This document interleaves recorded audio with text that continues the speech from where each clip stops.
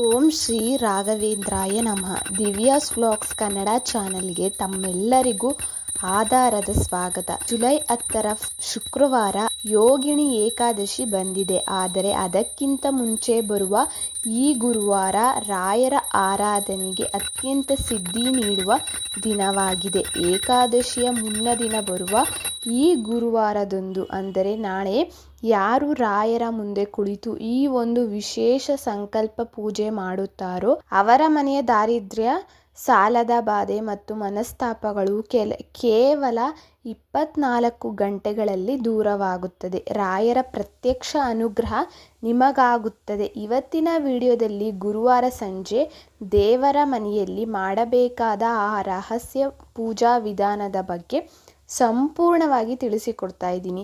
ವಿಡಿಯೋನ ಎಲ್ಲೂ ಸ್ಕಿಪ್ ಮಾಡ್ದಲೇ ಕೊನೆ ತನಕ ನೋಡಿ ರಾಯರ ಕೃಪೆಗೆ ಪಾತ್ರರಾಗಿ. ಭಕ್ತರೇ, ರಾಯರು ಗುರುವಾರ ಎಷ್ಟು ಪ್ರಿಯವೋ ಅಷ್ಟೇ ಪ್ರಿಯವಾದದ್ದು ಏಕಾದಶಿ ವ್ರತ. ಯಾಕಂದರೆ ರಾಯರು ಸ್ವತಃ ತಮ್ಮ ಜೀವಿತಾವಧಿಯಲ್ಲಿ ಪ್ರತಿಯೊಂದು ಏಕಾದಶಿಯನ್ನು ಅತ್ಯಂತ ನಿಷ್ಠೆಯಿಂದ ಆಚರಿಸುತ್ತಿದ್ದರು. ಈ ಬಾರಿ ಗುರುವಾರದ ಮರುದಿನವೇ ಯೋಗಿಣಿ ಏಕಾದಶಿ ಇರುವುದರಿಂದ ಗುರುವಾರ ಸಂಕಲ್ಪ ಮಾಡಿ ಶುಕ್ರವಾರ ಉಪವಾಸ ಮಾಡುವುದರಿಂದ ನಮಗೆ ಗುರು ಮತ್ತು ಹರಿಯ ಇಬ್ಬರ ಅನುಗ್ರಹವು ಒಟ್ಟಿಗೆ ಸಿಗುತ್ತದೆ. ನಿಮ್ಮ ಜಾತಕದಲ್ಲಿ ಗುರುದೋಷವಿದ್ದರೆ ಅಥವಾ ನೀವು ಕೈ ಹಾಕಿದ ಕೆಲಸಗಳೆಲ್ಲ ಅರ್ಧಕ್ಕೆ ನಿಂತು ಹೋಗುತ್ತಿದ್ದರೆ ಈ ಗುರುವಾರ ನಾನು ಹೇಳುವ ಪೂಜೆಯನ್ನು ಮರೆಯದೆ ಮಾಡಿ. ನಾಳೆ ಸಂಜೆ ನೀವು ಈ ಪೂಜೆನ ಮಾಡ್ಬೋದು. ಆಗುತ್ತೆ ಅಂದರೆ ನಾಳೆ ಬೆಳಿಗ್ಗೆ ಬೇಕಾದರೂ ನೀವು 8 ಗಂಟೆ ಒಳಗಡೆ ನೀವು ಈ ಪೂಜೆನ ಕಂಪ್ಲೀಟ್ ಮಾಡಬೇಕು. ರಾಹುಗಾಲದಲ್ಲಿ ಈ ಪೂಜೆನ ಮಾಡೋ ಹಾಗಿಲ್ಲ. ಇಲ್ಲ ಬೆಳಗ್ಗೆ ಸಾಧ್ಯ ಆಗಿಲ್ವಾ, ಸಂಜೆ 5:30ಯಿಂದ 6:30 ಒಳಗಡೆ ನೀವು ಪೂಜೆನ ಕಂಪ್ಲೀಟ್ನ ಮಾಡ್ಬೋದು. ಇದನ್ನು ನೀವು ಯಾರು ಮನೇಲಿ ಹೆಣ್ಮಕ್ಳಾರು ಮಾಡ್ಬೋದು, ಗಂಡು ಮಕ್ಳಾರು ಮಾಡ್ಬೋದು. ಬಟ್ ಯಾರು ಒಬ್ಬರು ಮನೇಲಿ ಈ ಪೂಜೆನ ಮಾಡಬೇಕು. ಮತ್ತು ನೀವೇನೇ ಒಂದು ಕೆಲಸ ಆಗಬೇಕು ಅಂದ್ಕೊಂಡಿದ್ರೆ ಈ ಪೂಜೆಯಲ್ಲಿ ಸಕ್ಸಸ್ ಆಗುತ್ತೆ. ಅಷ್ಟೇ ಅಲ್ಲದೆ 24 ಗಂಟೆಗಳಲ್ಲಿ ನಿಮಗೆ ಯಾವುದಾದ್ರು ಒಂದು ಸಣ್ಣ ಸುಳಿವಾದರೂ ರಾಯರು ನಿಮಗೆ ಕೊಡ್ತಾರೆ ಅಂತಲೇ ಹೇಳ್ಬೋದು. ಇನ್ನು ಈಗ ಈ ಪೂಜೆ ಮಾಡಬೇಕಾದ್ರೆ ನಾವು ಸರಳ ವಿಧಾನವನ್ನು ಯಾವ ರೀತಿ ಅನುಸರಿಸಬೇಕು ಅಂತ ಇವಾಗ ನಾವು ನೋಡೋಣ. ಮೊದಲಿಗೆ ಗುರುವಾರ ಸಾಯಂಕಾಲ ದೇವ್ರ ಮನೆಯ ಶುದ್ಧಿನ ಮಾಡ್ಕೋಬೇಕು. ರಾಯರು ಫೋಟೋಗೆ ಹಳದಿ, ಗಂಧ ಮತ್ತು ಅಕ್ಷತೆನ ಇಟ್ಬಿಟ್ಟು ರಾಯರಿಗೆ ಹಳದಿ ಹೂವು ಅಂದರೆ ತುಂಬ ಇಷ್ಟ. ಅಷ್ಟೇ ಅಲ್ಲದೆ ನೀವು ಕೆಂಪು ಹೂವನ್ನು ರಾಯರಿಗೆ ಇಡ್ಬೋದು ಅಥವಾ ತುಳಸಿ ದಳನಾರು ನೀವು ರಾಯರಿಗೆ ಇಡ್ಬೋದು. ಹಾಗಾಗಿ ನಿಮಗೆ ರಾಯರಿಗೆ ಯಾವುದು ತುಂಬ ಇಷ್ಟ ಆಗುತ್ತೋ ಆ ಹೂವದಲ್ಲಿ ಅಂದರೆ ಈ 3 ಹೂವದಲ್ಲಿ ನೀವು ರಾಯರಿಗೆ ಒಂದನ್ನು ನೀವು ಮುಡಿಸ್ಬೋದು. ನಿಮ್ಗೆ ಯಾವ ರೀತಿ ಬೇಕೋ ಆ ರೀತಿ ನೀವು ಅಲಂಕಾರನ ಮಾಡ್ಕೊಳ್ಳಿ. ಇನ್ನು ಎರಡನೇದಾಗಿ ಒಂದು ತಾಮ್ರ ಅಥವಾ ಹಿತ್ತಾಳೆಯ ತಟ್ಟೆನ ನೀವು ತೆಗೆದುಕೊಂಡ್ಬಿಟ್ಟು ಅದಕ್ಕೆ ಅಕ್ಕಿನ ಹಾಕ್ಬಿಟ್ಟು ಅದ್ರ ಮೇಲೆ 1 ರೂಪಾಯಿಯ ನಾಣ್ಯನ ಇಡಬೇಕು. ನೀವು ಈ ನಾಣ್ಯದ ಮೇಲೆ ನೀವು ಸ್ವಲ್ಪ ಗಂಧ, ಕುಂಕುಮ, ಅರಿಶಿನ ಎಲ್ಲನೂ ಕೂಡ ಹಚ್ಬಿಟ್ಟು ರಾಯರ ಮುಂದೆ ನೀವು ಪ್ರಾರ್ಥನೆನ ಮಾಡ್ಕೋಬೇಕು. 1 ಹೂವು ಇಟ್ಬಿಟ್ಟು ಮೊದಲಿಗೆ ರಾಯರಿಗೆ ದೀಪನ ಹಚ್ಚಿಟ್ಟು ರಾಯರಿಗೆ ನಮಸ್ಕಾರನ ಮಾಡಿಕೊಂಡು ನೀವು ಆನಂತರ ಈ ಕೆಲಸನ ಮಾಡ್ಬೋದು.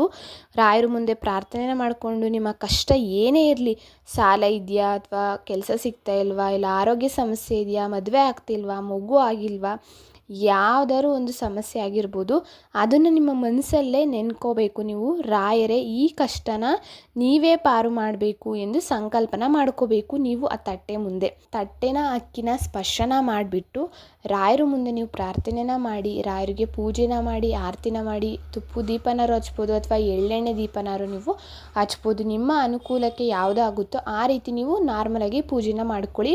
ಮಾಡೋಕ್ಕಿಂತ ಮುಂಚೆ ನೀವು ಈ ಸಂಕಲ್ಪನ ಮಾಡ್ಕೋಬೇಕು ಗುರುವಾರದ ದಿವಸ.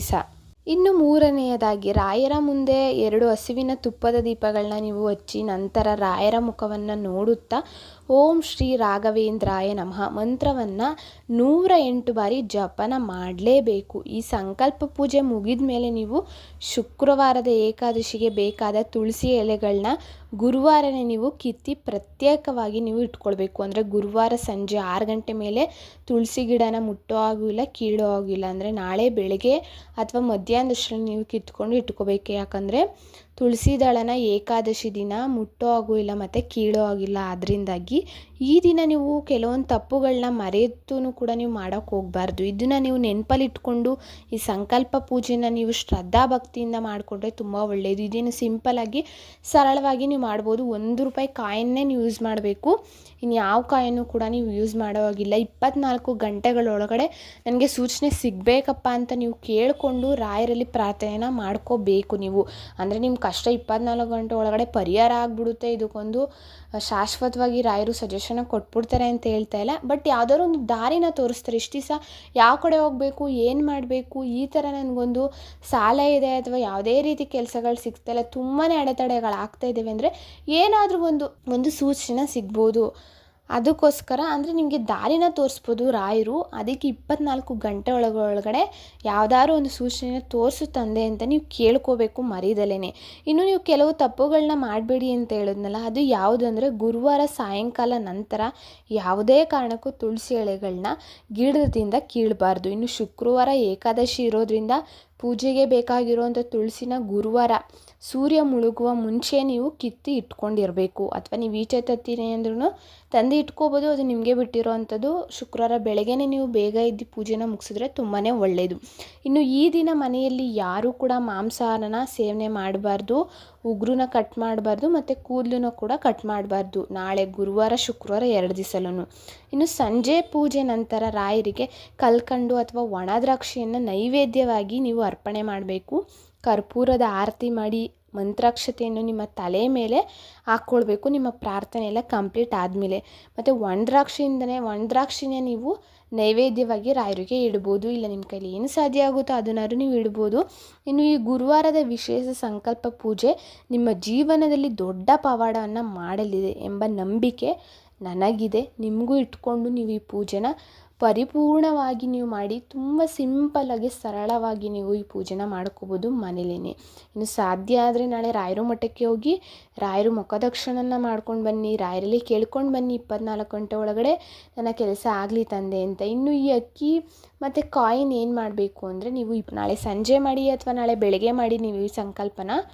ಶುಕ್ರವಾರ ಬೆಳಗ್ಗೆ ನೀವು ತೆಗೆದುಬಿಡಿ. ರಾಯರಿಗೆ ಹಾಕಿರೋ ಹೂವು ಆಗಿರ್ಬೋದು ಅಥವಾ ರಾಯರ ಮುಂದೆ ಇಟ್ಟಿರೋ ಅಕ್ಕಿ ನಾಣ್ಯ ಏನೇ ಆಗಿರ್ಬೋದು. ಏನಕ್ಕಂದರೆ ಶುಕ್ರವಾರ ಏಕಾದಶಿ ಇರೋದ್ರಿಂದ ರಾಯರಿಗೆ ಯಾವುದೇ ರೀತಿ ಅಲಂಕಾರ ಇರೋದಿಲ್ಲ, ಯಾವುದೇ ರೀತಿ ಪ್ರಸಾದ ಅರ್ಪಣೆ ಮಾಡೋದ್ರಿಲ್ಲ. ಅದರಿಂದ ಒಂದು ದಳ ತುಳಸಿ ದಳನ ಇಟ್ಬಿಟ್ಟು ತುಪ್ಪದ ದೀಪನ ಹಚ್ಬಿಟ್ಟು ನೀವು ನಾಳಿದ್ದು ಶುಕ್ರವಾರ ನೀವು ಈ ಪೂಜೆನ ಕಂಪ್ಲೀಟ್ನ ಮಾಡ್ಬೋದು. ಇನ್ನು ಅಕ್ಕಿನ ನೀವು ಯೂಸ್ ಮಾಡ್ತಾ ಇರ್ತೀರಲ್ವ ಡೈಲಿ ಮನೆಗೆ ಅಕ್ಕಿ ಹಾಕೋದಕ್ಕೆ, ಆ ಡಬ್ಬದಲ್ಲಾದ್ರೂ ನೀವು ಹಾಕೋಬೋದು. ಅಂದರೆ ಇದನ್ನು ನಾನ್ ವೆಜ್ಗೆ ಮಾತ್ರ ಯೂಸ್ನ ಮಾಡೋದಕ್ಕೆ ಹೋಗಬೇಡಿ. ಇಲ್ಲ ಸಪ್ರೇಟಾಗಿ ಎತ್ತಿಟ್ಕೊಂಡು ನೀವು ಪೂಜೆ ಮಾಡೋ ದಿವಸಕ್ಕೆ ಅಥವಾ ಗುರುವಾರ ದಿವಸಕ್ಕೆ ಏನಾದ್ರು ಒಂದು ಪ್ರಸಾದನ ಮಾಡಿ ನೀವು ತಿನ್ಬೋದು, ತೊಂದರೆ ಇಲ್ಲಿ. ಇನ್ನು ₹1 ಕಾಯಿನ್ನ ನೀವು ಎಲ್ಲಿ ದುಡ್ಡನ್ನ ಇಡ್ತೀರೋ ಅಲ್ಲಿ ಇಟ್ಟಿದ್ರೆ ತುಂಬ ಒಳ್ಳೆಯದು ಅಂತಲೇ ಹೇಳ್ಬೋದು. ಇಲ್ಲ ಅಂದರೆ ಒಂದು ಪುಟ್ಟದಾದಂಥ ಒಂದು ಬಿಂದಿಗೆನೇ ತೆಗೆದುಕೊಳ್ಳಿ, ಅದು ತುಂಬ ಅಕ್ಕಿನ ತುಂಬಿಬಿಡಿ. ಅನ್ನಪೂರ್ಣೇಶ್ವರಿ ಸ್ವರೂಪ ಅಲ್ವಾ, ಅಕ್ಕಿನ ತುಂಬಿಟ್ಟು ಅದ್ರ ಒಳಗಡೆ ಈ ₹1 ಕಾಯಿನ್ನ ಸ್ವಲ್ಪ ಕೆಳಗಡೆ ಆದಂಗೆ ಊತ್ಬಿಟ್ಟು ಮೇಲೆ ಅಕ್ಕಿನ ಕವರ್ ಮಾಡಿಬಿಟ್ಟು ನೀವು ಡೈಲಿ ಪೂಜೆ ಮಾಡಬೇಕಾದ್ರೆ ದೇವ್ರ ಮನೇಲಿ ಇಟ್ಕೊಂಡು ನೀವು ಪೂಜೆನ ಮಾಡ್ಬೋದು. ಇಲ್ಲಾಂದರೆ ನೀವು ಬೀರುಲಾರು ಇಟ್ಕೊಂಡು ನೀವು ಪೂಜೆನ ಮಾಡ್ಬೋದು. ಯಾವ ರೀತಿಯಾದ್ರು ನೀವು ಮಾಡ್ಬೋದು. ಬಟ್ 24 ಗಂಟೆ ಒಳಗಡೆ ಸಕ್ಸಸ್ ಆಗೇ ಆಗುತ್ತೆ. ಇದನ್ನು ನೀವು ನಂಬಿಕೆ ಇಟ್ಕೊಂಡು ಮಾಡ್ಕೊಳ್ಳಿ ಅಂತಲೇ ಹೇಳ್ಬೋದು. ಇನ್ನು ಗುರುರಾಯರು ನಿಮ್ಮ ಎಲ್ಲ ಪ್ರಾರ್ಥನೆಗಳನ್ನ ಈಡೇರಿಸಲಿ. ಈ ವಿಡಿಯೋನ ನಿಮಗೆ ಇಷ್ಟವಾಗಿದ್ದರೆ ದಯವಿಟ್ಟು ಒಂದು ಲೈಕ್ ಮಾಡಿ, ಶೇರ್ ಮಾಡಿ ಮತ್ತು ಕಮೆಂಟ್ ಬಾಕ್ಸಲ್ಲಿ ಓಂ ಶ್ರೀ ಗುರು ರಾಘವೇಂದ್ರಾಯ ನಮಃ ಅಂತ ಕಮೆಂಟ್ನ ಮಾಡಿ. Thank you for watching.